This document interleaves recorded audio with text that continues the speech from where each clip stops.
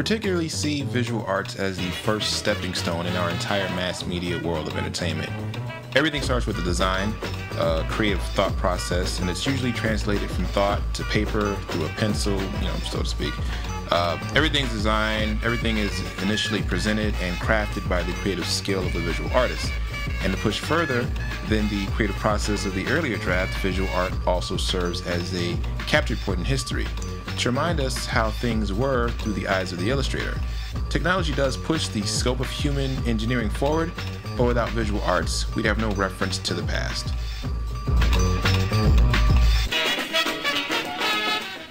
I would say it's a positive push in what we strive to achieve. Portraits were painted only because there was no technology of photography back in our early days. And of course, the craft of painting have become more and more elaborate and intricate as the artists kept redefining him or herself, fine-tuning their craft. Much like today's technology, we started with flash photography and now we're taking high-definition imagery with our cell phones. The skills and craft technology has tremendously improved, pushing us forward, after what we've started long ago. What's negative about the push?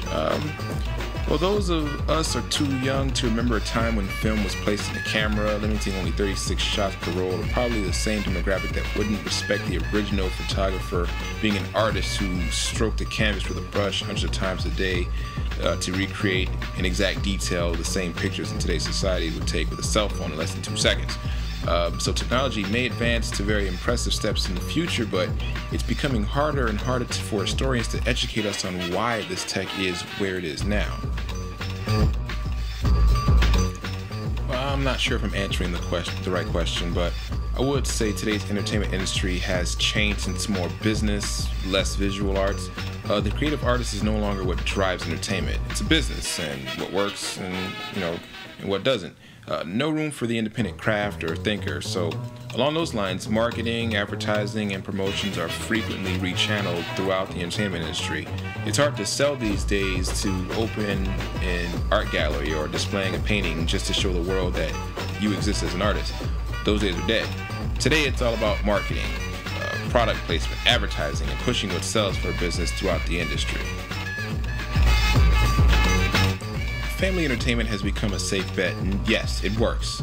Children material, edutainment, and even family films have all adopted a visual aesthetic that's used all over the world.